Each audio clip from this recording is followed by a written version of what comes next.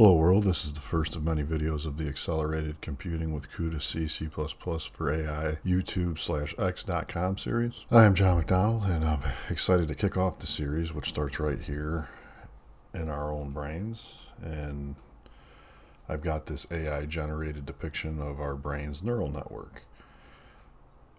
It's showing neural cells here as these round objects and the connecting wires, which are called axons. The picture doesn't really get into the nitty-gritty details, showing more advanced features like activation functions, dendrites, synapses. And if you don't know what those are, don't worry. It'll be covered throughout this series. However, they're the foundational building blocks of what many computational neural networks use and how AI is developed today. And if you don't even understand what the title of this series means, for instance, Accelerated Computing with CUDA C, C++ for artificial intelligence, like how, that kind of conceptualizes. If you stick with this series from the beginning to end, I guarantee you're going to learn what all of it means, and you'll definitely have learned some very significant material. You're not going to master these entire fields, however.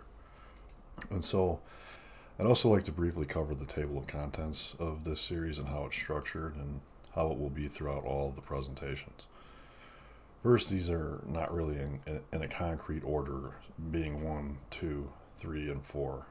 I'll actually be spanning an intertwined manner of 4 subject areas, as you see here, routinely as I develop a case study. And as that case study develops throughout this series, I'll often be jumping back and forth between these concepts. However, you can assure yourself, secondly, that, as there's actual progress, with the discussion at hand, you'll understand what, these various topics will mean and how they are applied in certain instances. And with that, we're starting pretty much with the introduction, which is going to be a high-level, condensed, summarized version of the details, i.e. what you can expect out of this series. So that brings us to rudimentary concepts. And I want to note that, I'm only covering concepts pertinent to the presentation here, and again, not entire subject fields. And so we're going to be covering a wide array of mathematics, digital logic, programming, and artificial intelligence. And I've created some bullet points here, and they're not in any real particular order unless they have to be in order for you to understand, a precursor of some of the different topics we'll be covering and going through. So you can, just by looking at this, assume you're going to learn some pretty good topics about these different things. And even into introduction, I'll kind of start to talk about some of this stuff here. So that brings us to the case study. The structure of this presentation, as I vaguely mentioned earlier, will revolve around this case study. This is considered the solution or the project. And you could really swap this out or work on creating your own version of a solution or a case study. And what my particular case study is that I'm utilizing here in this presentation is to aim to improve the inception rate of the Iron Dome for Israel, right? And that's why you'll see a lot of this type of material throughout it, and we'll be using this material and applying these concepts to it, right? So right now we know that the, rate of interception is around 90% for the Iron Dome. To be honest with you, I'm not exactly sure what the iron beam is. I've read various numbers, but the gist of it is we're going to kind of explore this and shoot to use AI to try to at least increase it by just even 1%, if not anything, and ideally be able to intercept projectiles up to 99.9% utilizing what I think is probably the better solution, or the iron beam. We're going to do that using modern programming, modeling techniques, AI, GPUs, DPUs, which GPUs are graphical processing units, and those are basically your graphics cards in your computers, or arrays of them, or in supercomputers and such. And DPUs are data processing units, which are cards built specifically kind of for what we're doing. They'd probably be more applicable to what we're doing, but GPUs and that kind of took off. So that's what we're with today for the most common part of it. And so throughout this introduction too, I'm going to kind of cover the task, purpose, and mission. And yes, I was in the military, and we have a U.S. Army style kind of task, purpose, and mission introduction to the series, I found it kind of helpful to structure things like that and give an in-depth overview of a goal or objective. So that's what I did here. Starting first here, we're looking at our task, right? And I broke down the task into 2 basic tiers. And the first one is, building the starting fundamentals of an advanced neural network by starting with the basics from the ground up. And our kind of second inherent tier, tasking tier 2, is kind of educate viewers of this series in a wide variety of subjects that would allow them to develop or begin to develop, similar or, hopefully not inverse, but just, non-military applications in a sense. So after thinking about it, I discovered at a minimum level, I also have 2 basic purpose tiers as well. And purpose tier 1 is to develop a spatially aware neural network that can augment defense systems, as mentioned before in the case study, such as the Iron Beam. What do I get out of this, so to speak? Like, what is the purpose for me is kind of where purpose tier 2 comes from, and that's, to obtain a career position at XAI and work with Elon Musk and Sam Altman on AI endeavors. And that's not necessarily applying to, again, defense, but it wouldn't bother me. And I'll kind of cover, the ethical reasonings of that later on. We have our mission, right?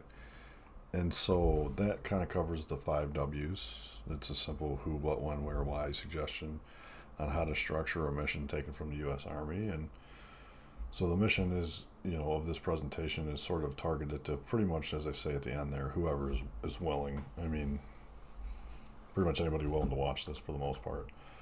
The what, the overall mission is to simply save lives. And this is kind of the ethical part of it, right? By stopping destructively offensive technology, which is missiles, mortars, and any kind of other, projectiles designed to cause death, right? And I'm hoping to utilize, an augmented neural network for the Iron Beam, pretty much a system. I'm not trying to replace the current system, but maybe give a conceptualized version of something they could utilize to help improve what they already have. So, or maybe this is just old news. Maybe they already have this, and I do know for a fact they are working on AI versions of it. So, I'm not, even the U.S. Space Force and Air Force as well. So there's quite a few different players in this field, so to speak. So when? I'm pretty much starting with this introduction video. I have a background in AI, I have multiple certifications, I have a degree and stuff. So it's not like it's unfounded knowledge I'm just discovering. There is kind of some back knowledge here. And so why? Again, this is the main reason, is because I believe a system like this, truthfully, just shooting missiles out of the sky, it doesn't matter where it goes. A system like this, I think it's going to preserve life. Missiles are the number 1 cause of collateral damage and are horribly destructive. And I'm not getting into the justifications or, the, oppositions to one side or the other in war. So I do believe, Israel's state of existence, and I do think that they have become a player advocating for a 2-state solution, and they want peace.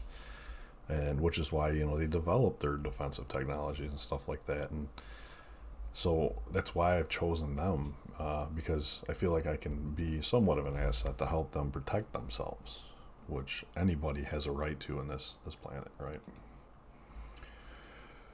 So that brings us to kind of that tier 2 purpose. And what kind of spawned this idea is I saw this advertisement on the X.com jobs posting, and it was advertising for a CUDA kernel engineer and researcher. And what is a CUDA kernel engineer and researcher?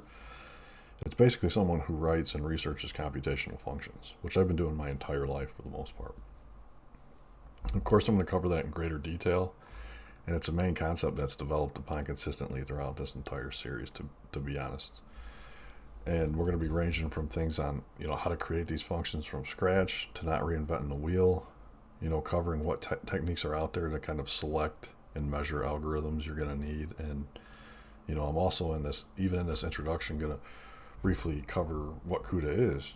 That kind of shows here where you're getting into CUDA and, what the requirements of the role are looking for, and you'll see that it's developing, improving low-level kernel optimizations, profiling, debugging, and optimizing single and multi-GPU operations using tools like Nsight and such, and understanding the memory hierarchy, all of which I do. And the interesting thing about this is this bullet point here for this job is basically just asking that you understand and know how to use the CUDA tools, right? And you understand the limitations of the memory bandwidth, and that's actually pretty basic introductory stuff into the CUDA, toolkit and programming model. Then you start to get into where they want additional experiences with stuff like Cutlass, which is CUDA templates for linear algebra subroutines, and these are like Python and other frameworks that are built on top of this low-level kind of stuff, so to speak, to generally make this stuff a little bit easier. And NVIDIA does both of these in their training. I'm certified in low-level C and C++ stuff, as well as some neural network stuff that's done, utilizing Python as well. So, and again, I'm kind of jumping pretty far ahead into programming. So if you see, you can see where it says C and C++. C and C++ are languages, and Python is a scripting language as well. So that's pretty much the code you're going to utilize to write a lot of the stuff we're going to be doing in this series. But you'll understand all that stuff. I'll give some pretty good detailed information and discussion on that as well. And so why would somebody get into this field? Well, hopefully I would hope that you would enjoy it as I do. And this is something, again, I've been doing my whole life. But just to show you, the salary ranges in these fields are significant. I mean, it does cover a wide variety of challenging topics, and that's what draws me to it. Is I love the applicable field of technical subjects that I can participate in when it comes to it. So that kind of brings us to the introduction to our case study, and we're kind of going to start getting into some of these concepts now, right? And so, as I mentioned earlier, we're going to dive into the iron beam case study and, kind of demonstrate how those earlier rudimentary concepts are applied in a practical manner. I'm not claiming to solve this problem that they're having in real life at hand, but I'm just doing a valuable kind of proof of concept for some smaller sorts of ideals, right? Showcase my own personal skills as well, and hopefully to offer really educational insights, right? And enlighten people on some real world issues. Here, this is a tracing I did, which I'm going to cover in more detail in the next couple of slides, of the nation state of Israel, right? And so, as illustrated in the image to the right here, a rough vector was created, and that's what I did, right? So vectors are essential to the rudimentary concept discussed in this video. For simplicity's sake, think of a vector as a line with 2 points, even though its formal definition in math and physics includes both magnitude and direction. Magnitude simply means how far, and direction means which way you're going. Now, this vector that you see here, this is actually Maya, a 3D program. I did create the initial vector in Adobe Illustrator, and I did it in SVG, which actually stands for a scalable vector graphic, which is pretty much just a file that allows you to create vectors, and from those vectors, they're scalable, so you can resize them in an efficient manner, and they can retain, their quality of, perspective. And with that, they're more of a numeric form, and they're not a bitmap, as so it would be contrasting, right? So it's just kind of coincidental. It's just great in that sense, kind of applies to what we're doing here. And so using this vector, as I'll start to refer to it, the goal is to establish a unique 3D coordinate space that can effectively and efficiently handle the interception of traditionally linear, parabolic, or ballistic trajectories from missiles, rockets, mortars, and aims for the ease of scalability and allowing for the addition of newly discovered techniques, to allow for the addition of newly discovered techniques. What I mean by that is, if there's some kind of additional newly discovered altered trajectory that the system wasn't trained or learned to intercept prior. And so that kind of brings us over to the entire concept of this here is 3D spaces. And the images on the right here depict 2 potential spaces that would be integrated into the interception system as part of a grid coordinate system. Ideally, the 3D intercept space would be overlaid, which it is here, performing a Boolean cutout operation on the object that needs to be secured, which is the state of Israel, right? leaving the 3D space or the bump map vector of Israel. I know that seems like a mouthful, but basically that's what this a Boolean cutout or Boolean difference operation, right, is what you see here. And a Boolean cutout or difference basically utilizes one object and another object as sort of like a subtraction operation, right? So this would be like a minuend in a subtraction operation, or the value that this one's being subtracted from. You know, this here is being subtracted from that, which is how you end up with this difference sort of cutout, right? And so to create an accurate airspace, we're going to perform that type of operation there. And now, of course, the reason why I call it a Boolean operation is there's more arithmetic operation, like you could do addition as well, or you get into more complex types like volumetric or interval-based Boolean operations in terms of geometric space. We'll probably do stuff like that in a different math series, but it's probably not going to be utilized in this particular series. Now, bump mapping, that's exactly what these two are, right? Where, you know, since I created this vector in 3D, which I lacked to bump map it, this is actually geographical bump map, like where you would have the different types of terrain features that are actually mapped on there. So they're going to give you a more accurate cutout of your 3D space that you need to defend. Like, as you can see, this is higher than this, and so on and so forth. So like if you needed to shoot some kind of defensive projectile to intercept something else, you need to know or be aware of what is around and how things are and what they're placed at in order to make the proper calculations, right? This is actually sort of like a LiDAR bump mapping. And you'll see that later on. I'm not going to get into too much of that, right?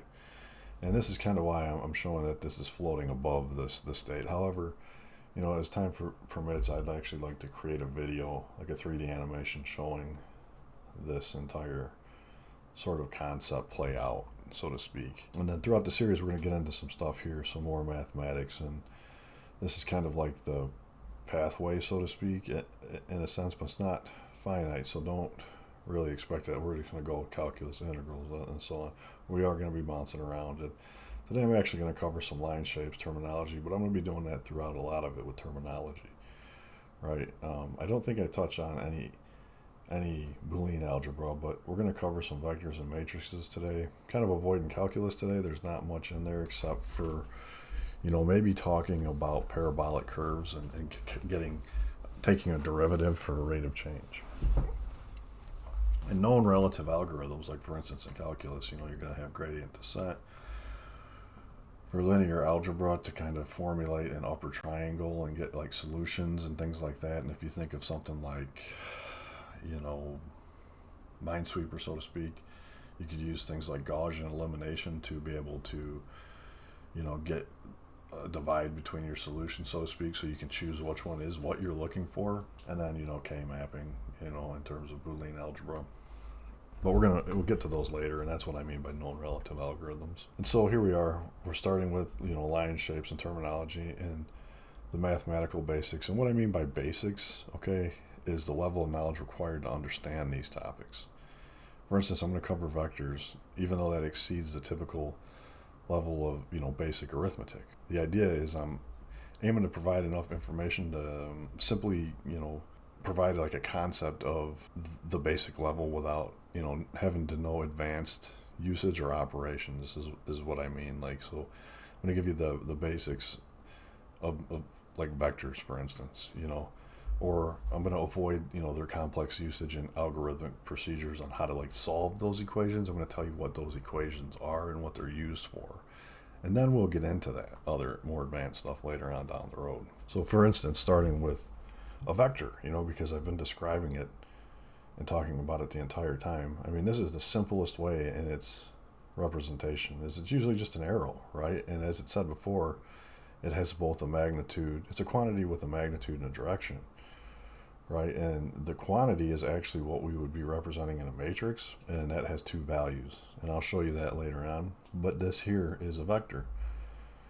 Okay, this is the magnitude, is the length of the line, and it's moving in that direction. And that's your most typical representation of what a vector is. Now, I talked about also a matrix, right? And that's what I said before, and it's kind of how you're going to store in a rectangular array of numbers, and these are matrices here. Okay, you can see this here. It's an 8 by 3. It has 3 columns by 8 rows, and it's storing pretty much points. And now each row, like 0, 0, 0, could be considered an XYZ vector. Okay, and you'll see me using the term matrices or matrix. Matrices is the plural form of it, and I'm going to get into more detail into these and coming up here. So we kind of have here this is the source of the SVG file of this vector right here. It's the actual source of the borderline I created. Granted, this can be simplified for far less points, and that's what you're seeing here in these numbers.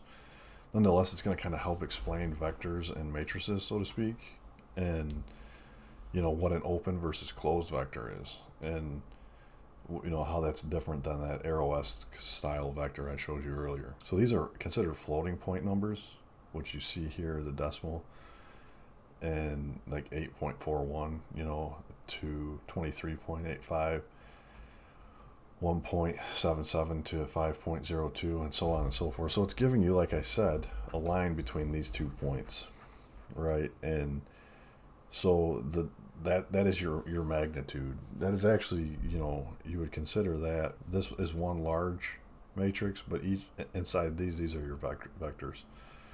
And you could break these down into rows like the other one did, and it would be one simple row with a bunch. No, it would be multiple rows with a bunch with 2 columns, an X and a Y coordinate as it's going to go along, because this is a 2-dimensional. So what I did is pretty much just draw each point down here. And that's what I meant by it could be simplified, right? And so the direction comes from the fact that this is placed on a 2D coordinate system already. So it knows which direction it's moving based on, the previous coordinates and where it's going from there, right? And so it's kind of like inherently a vector, a matrix. This is a matrix of vectors, technically. Right, but we could call this thing one large vector if we really wanted to. Okay, and now we're going to go into like creating a modeled vector space, so to speak, and I'm going to do that in MATLAB, and this is one of the first programs I'm going to cover, but I'm going to have another video where this is actually your rudimentary concept for environment and how to go ahead and get like a trial or student version to set this up. And what MATLAB is, it's a powerful mathematics program, by MathWorks. And as you can see, it's related to a lot of the stuff we're talking about. It's called Matrix Laboratory. It's short for Matrix Laboratory, which is MATLAB. And it's great for working with vectors, matrices, simulations, and has an entire suite of very, very powerful add-ons. I absolutely love this. Engineers use this, scientists use this. It's a very great program to really learn how to utilize. And with that, I'm going to actually switch over to it. And here we are, and I have kind of a pre-set up demonstration of it.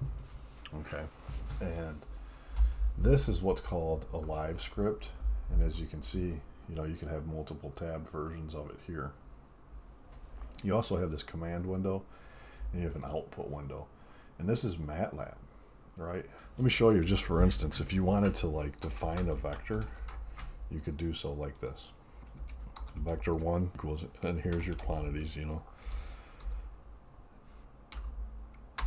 Enter.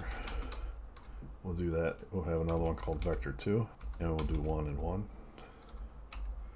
Okay. And so now we've defined them, right? We've actually defined them. And this is storing these values in a variable in the computer's memory. Now, if we wanted to perform what is normally a multi-step operation, like you have to do by hand, like a dot product on matrices, for instance, which pretty much just takes this and this, multiplies them together, this, and multiplies them together, and then adds those two values together. So that would technically leave us with a -1. All you have to do is type dot. As you can see, it shows you, what your vectors. So you want to type in vector 1 and vector 2. Type that in. It's going to execute it, and you always use the answer variable, which is available to you at all times. I mean, you could reassign it and call it something else. However, this should give us a -1, which it does. And just like that, you're able, and these could be far more complex vectors like these up here, your vertices and faces and such like that. And so that is your command line calculator. And you can clear that by typing CLC, command line. But you can also, if you want to be more visual, like I have here, and I've defined a matrix, which is, has 8 rows by 3 columns, as you can see here. And these are vertices or points. They mean the same thing, and it depends on, like, what realm you're working in. You're working in the 3D realm, a point is usually called a matrix, or a vertex, I'm sorry.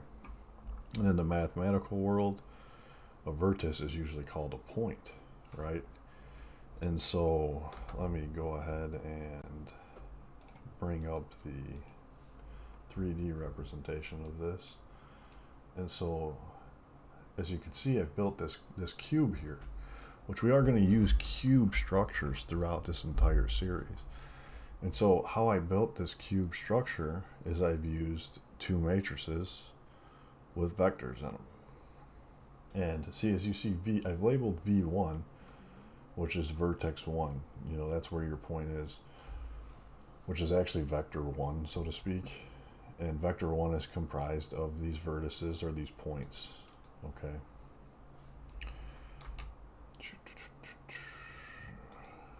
And then our faces, you can see, is the combination of those.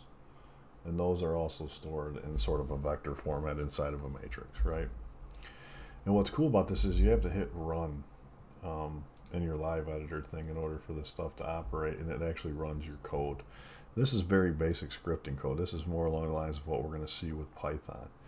And the cool part about your live editor is you can drop in controls, code, you can do text formatting and all kinds of other things, like if you want to underline this. It's done in kind of a simple what you see is what you get form. Now MATLAB also comes with Simulink. They always call it MATLAB Simulink, right? And Simulink, for instance, is what you get here, and you can do advanced simulations, right? You can, for instance, simulate RF block design and build a radar cube, or you can build digital logic gates with Simscape Electrical using advanced circuits, and you can import data using, this is like digital signal processing toolbox. You can import data, and even do machine learning simulations as well. But you can capture data from, DAC, data acquisition devices, and things along that nature, right? And so with that, I'm going to kind of show you a little bit more back over here, what, like just some of the power of the systems modeling you can do, as showed here on MathWorks' main site. They give you some pretty cool tutorials, like you can do radar system modeling, you can model front end and radar systems, tracking systems, so on and so forth, right? You can also, which I don't have quite yet, you can get a free trial and pricing of, the LiDAR toolbox, which, is more along the lines of what we would be doing in terms of using laser and light to detect objects and patterns, is, design and analyze, test LiDAR processing systems, right? So that is kind of a quick introduction to MATLAB, right? And so with that, I'm going to go back to our presentation here, and that is here. All right. And so now we're into CUDA, okay? And CUDA is a general purpose parallel computing platform and programming model, right? It was developed by NVIDIA, and I'm going to spare you reading this whole thing. I'm going to leave it up long enough for if you want to read it, but basically what I'm going to summarize it in a simple way is it allows you to write C code, like you see here, C++ and other types of scripting languages with plugins and such and so on CUDA-enabled GPUs. And, you see these higher level libraries and middlewares, and that was kind of what, like some of those requirements. And you can see that MATLAB itself integrates with CUDA, so it can do and write code and take advantage of the power of GPU hardware to process your data and your code. And as you can see in use cases here, you can do it for speech, translations, recommendations, healthcare analysis, and you can utilize it to scan images for disease. And there's just so many applications that CUDA is applicable for. And of course, there's like Cutlass and things like some of those jobs were, and Python, and all the other languages. And those basic core requirements is kind of in this here, what I was talking about with the CUDA toolkit, where they're talking about the Nsight profiler, the compiler, which is NVCC, which is NVIDIA C compiler, and the CUDA C++ core. And this runs pretty much across any operating system. It's important to know this layer, and this is a lot of the layers we're going to be covering right here. We're actually probably going to be staying within this layer, the very, very lowest level of the layer. We might get into some of this stuff like Google's TensorFlow and things like that, just to kind of cover them, right? But for the most part, we're going to be right in here.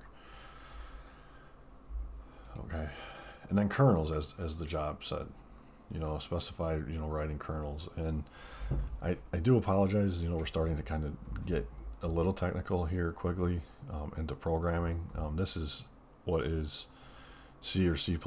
This could be either or, truthfully.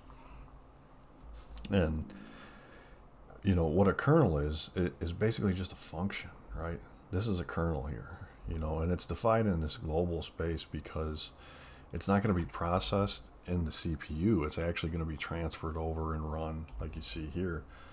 Your CPU runs your serial code. It's going to take your kernel. It's going to pass it over to your GPU, right? That's kind of where you get your memory management limits or your bandwidth limits for passing data and so on and so forth. And then that's where you get this thread ID.x. It's going to tell you which x coordinate, 1. So we're going to be running that here.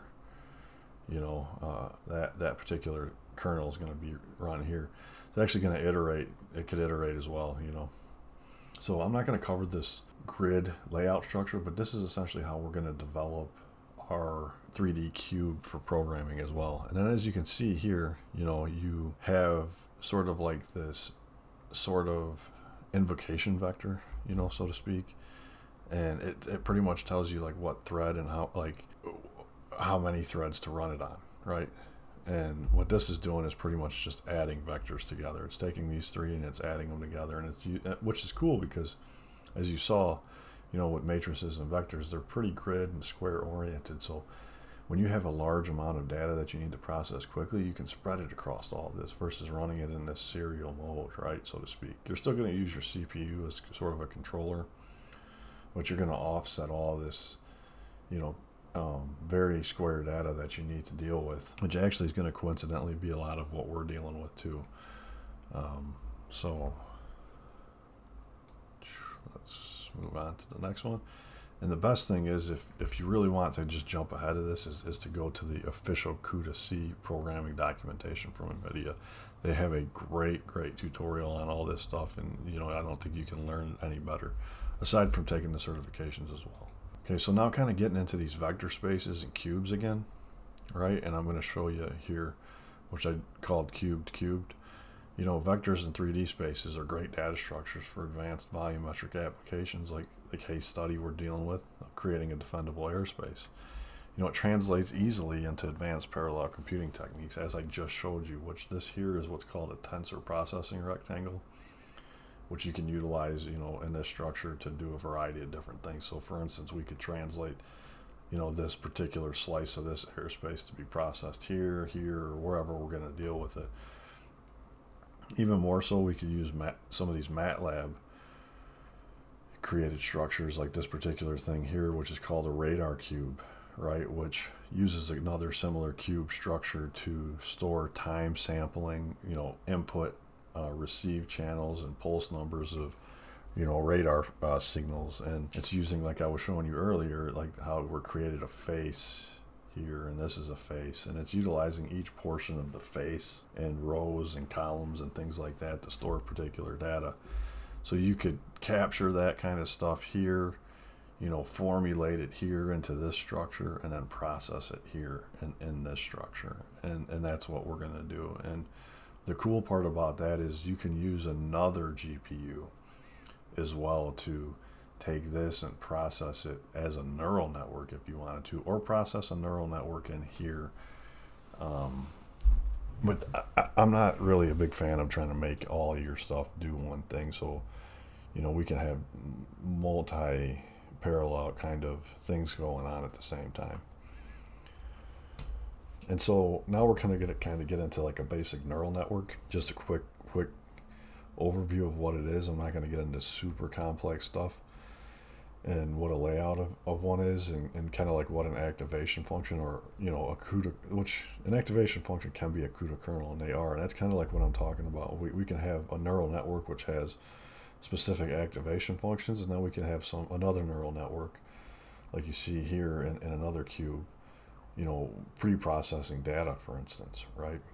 So these things are getting done blazingly fast, and basically an activation function is a bouncer for a neural network. It decides whether a neuron's output. So you have, you generally have this input layer, which is your input, which might be our signals from our LiDAR, and it goes into the neural network, and that's what they call this hidden layer, because there's generally a lot of them, and these can map to those cubes and to those cores on your GPU very well, right? And then your output layer is pretty much the final decision of what you're doing here, and your activation functions are within these, and they generally are the same across these layers. And then you have the next row, which could be different activation functions. So it's like, all right, if they make it through this one, they make it through that one, they go through that, and so on and so forth, or whatever their complexity is to transform them or make a decision to get to your output. They're there, all right?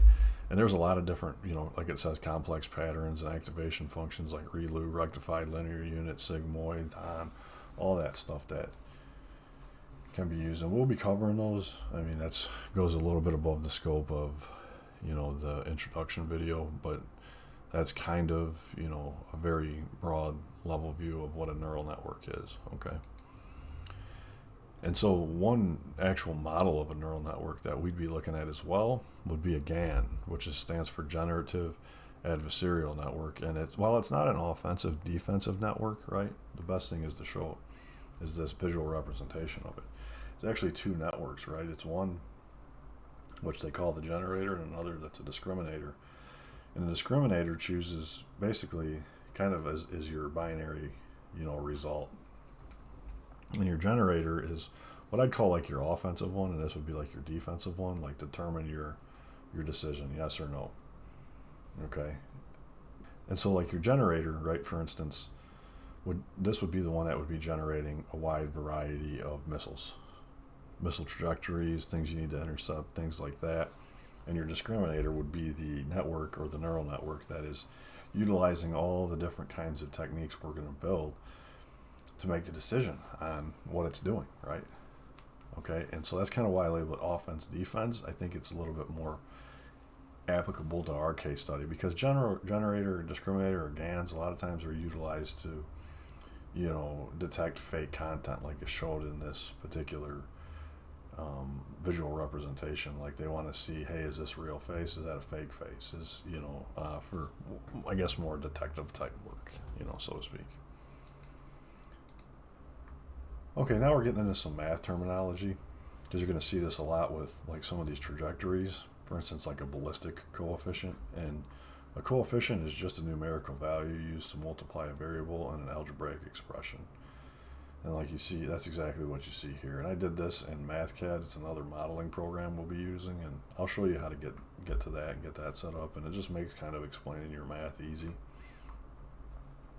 And a coefficient pretty much just sits in front of a variable and gives it some sort of scaling effect, right? And like a ballistic coefficient kind of has, the scaling effect of, the realistic properties of Earth, like wind resistance or gravity and things like that, right? So as you see, A and B are two coefficients and scalar values to the variable x, okay?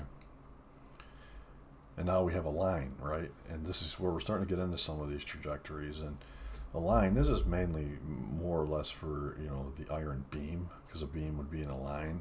And I put a note here, and it's important to note that, like, A line generally will travel in a vacuum. A line of light will generally travel in a vacuum according to y equals mx plus b perfectly, right? But outside of a vacuum, natural Earth, there are things like in the air particles and such that could cause refraction, So it's not going to follow this. It's going to have a coefficient in there of some sort, right? And it's going to give us an imperfect line. And that's where we get in these parabolas, right?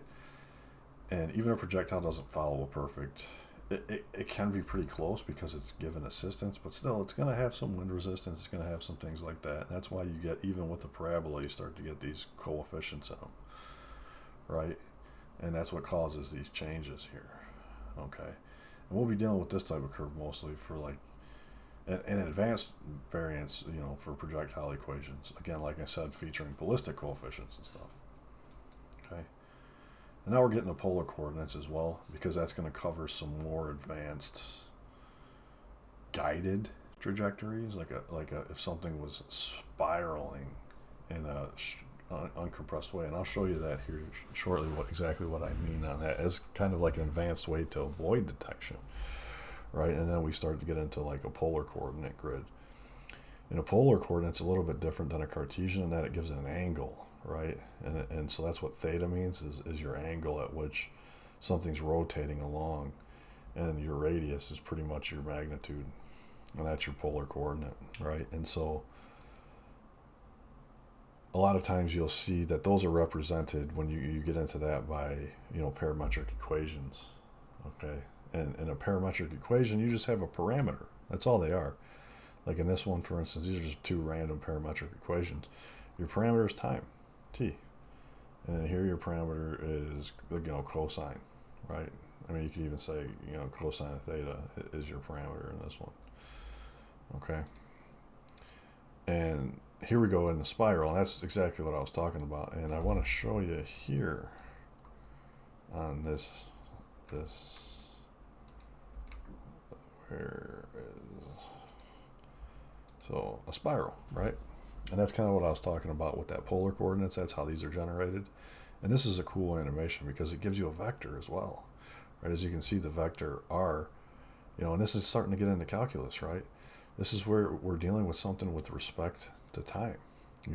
We're like, if we were to take this point, which would be a rate of change right here, with respect to time, that is a derivative. That is dx over dy that we're going to try to take, right? And that's kind of where we have this respect to time, the negative 20 and 20, which shows you, that this is in a range of 10 to 10, and you can see that it actually exceeds above, the 10. Starts to go into the 20. So our vector is just simply following along sort of this equation, right? And that would be that parametric equation, which shows you that it has a cosine and a sine of time, which has those parameters, right? like you saw before. And then here's another cool one that shows pretty much like a animated derivative, almost traveling across this. While it's not quite taking a derivative, it could be considered that almost. Okay, and so that's pretty much what we get here. We get a spiral, and now how that factors into like how could that be a trajectory? That makes no sense. That seems like it would be inefficient. However, if you didn't, it's compressed, right? If you stretch this out in a very, very long manner to where it was almost just sort of like a line, to where it, was like over a long period of time did it, it's much harder to intercept exactly where it's going to be if it wasn't compressed. However, it's still very predictable because it's following a predictable equation that can be reverse engineered, okay? And that's pretty much it. That's kind of where we're headed with this series, and that's all I got for now. This is the first part of the introductory series, and I'm going to have a finishing, closing part to the introductory series. I'm pushing at, I'm not exactly sure how long this is because I took a quick stop to cough, and it interrupted my time. However, it is what it is. I hope you enjoyed it. I hope you follow me either on YouTube or X. Subscribe and follow along. And if you have any questions or you want to help me with this particular thing, fine. By all means, reach out. I'm all ears. So have a good one.